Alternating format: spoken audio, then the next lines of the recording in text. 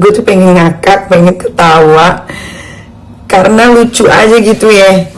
Buat antek-anteknya pengusaha halu, wajar kok semua orang boleh bikin akun pembela, akun haters, akun bullying, terserah. Tapi alangkah eloknya ketika kalian menjadi akun haters gue, mendapatkan suatu informasi itu jangan langsung ditelan. Terlihat sekali bodohnya. Lu pikir Laura gue taruh di padepokan? Lu pikir Laura lagi belajar ilmu kanuragan? Lu pikir Laura gue suruh belajar silat? Lu pikir Laura gue suruh belajar ilmu kebal ditaruh di padepokan? Dia itu ditaruh di yayasan sama persis seperti rumah aman. Cuman rumah aman itu di bawah naungan negara, jadi gratis. Cuman kalau mau makan, mau beli apa tetap beli sendiri atau bayar. Kalau di yayasan ini tidurnya bayar, kegiatannya semua bayar. Nah, di yayasan yang baru ini Laura banyak sekali kegiatannya, seperti belajar bahasa Inggris, belajar seperti sama layaknya di sekolahan. Sama bedanya di yayasan ini semuanya bayar karena swasta, didirikan sendiri sama salah satu perempuan, suami istri ya, yang memang dia mendirikan rumah ini khusus untuk anak-anak yang bermasalah dan pengen ditolong lalu masih ingin mengejar cita-citanya. Jadi tidak tidak ketinggalan sama pelajaran-pelajaran yang sudah lama tidak dipelajari gitu. Bukan di padepokan kayak si antek-anteknya pengusaha halu ini bikin. Kan gue ngakak ya. Aduh ya Allah, terusin say. Contoh seperti fotonya Laura yang saya posting di sebelumnya, dia sedang melakukan kegiatan belajar. Kenapa sih saya blur di sebelahnya dan cuma kelihatan kakinya? Karena saya menjaga privasi dari wali murid, orang tua yang menitipkan anaknya di situ. Karena yayasan itu bukan untuk orang-orang yang tidak punya uang. Yayasan itu rata-rata anak-anaknya orang kaya semua. Makanya saya ilangin, cuman kaki-kaki di bawahnya aja masih ada ya.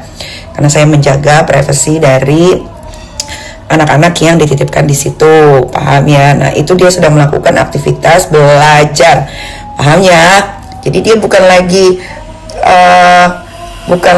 belajar ilmu menghilang, dia belajar ilmu pendidikan, guys ya. Kalian kalau masih nggak paham juga, serah, atur aja ya. Lu pikir ini zaman tahun 1990? Sambil makan ya guys. Kalau ada yang bilang, Kak, jangan diposting, nanti ketahuan tempat yayasannya. Berarti bener kan di yayasan, bukan di padepokan? Iya kan di yayasan. Lagian guys, kalau ketahuan juga nggak ada masalah, ya. Nggak akan boleh ketemu, nggak akan boleh masuk, kecuali orang tua dan keluarga yang sudah terdaftar namanya di situ. Lu mau jajawakan, mau ngereok sekalipun, mau ketemu Laura nggak bisa, ya nggak bisa. Karena pertama, ini bukan milik negara, milik swasta. Jadi siapapun yang ingin bertemu atau telepon gelap pasti nyambungnya ke gua.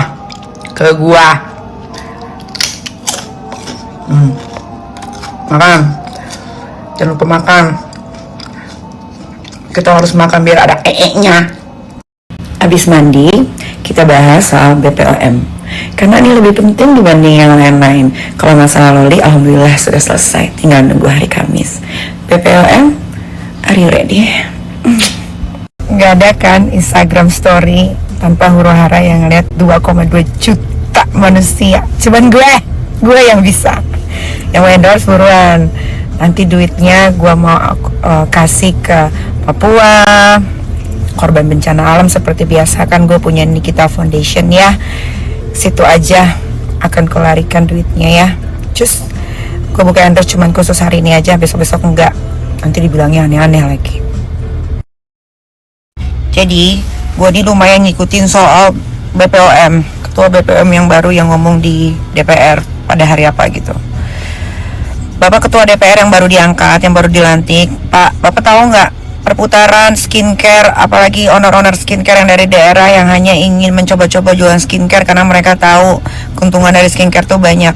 Tahu nggak Bapak, siapa yang bikin skincare-nya jadi banyak yang beli, orang jadi percaya untuk beli? Influencer Pak, sama selebriti. Karena mereka mengendorse influencer dan selebriti untuk ngebagus-bagusin produknya. Padahal yang di-endorse juga nggak tahu menahu tentang produknya. Cuman sudah dikasih skrip untuk bagaimana cara mempromosikan skincare tersebut. Aduh, Bapak BPOM ini ya, kalau ngomong itu asal, bukan cari tahu dulu. Bisa gak sih diganti ketua BPOM ini? Bener deh, kerjanya nggak ada, warawiri kemana-mana, ngedabrus aja. Coba kalian dengerin deh, bagaimana si ketua BPOM itu bicara. Nanti kalau dibilang pengetahuannya nggak luas, salah pula. Tapi Pak, ya Pok, dicari tahu dulu ya huru hara tentang perskincarean ini. Karena apa? Bapak tuh digaji sama rakyat Pak. Bapak tuh harus pro rakyat, bukan pro owner skincare yang nakal. Ini patut diduga ada sesuatu nih. Kalau enggak, BPOM nggak mungkin nih ketuanya ngomong begini nih, nggak mungkin nih. Karena orang-orang yang kerja di BPOM nggak mungkin budek dan nggak mungkin buta kan. Pasti tahu lah siapa-siapa yang bermain. Contoh, nggak usah jauh-jauh Pak, itu yang di Sagara Pak. Cuman disegel seminggu, habis itu udah boleh beroperasi lagi kan pabriknya. Padahal dia terbesar Pak, memproduksi hidrokinon. Masa harus diajarin sih sama saya?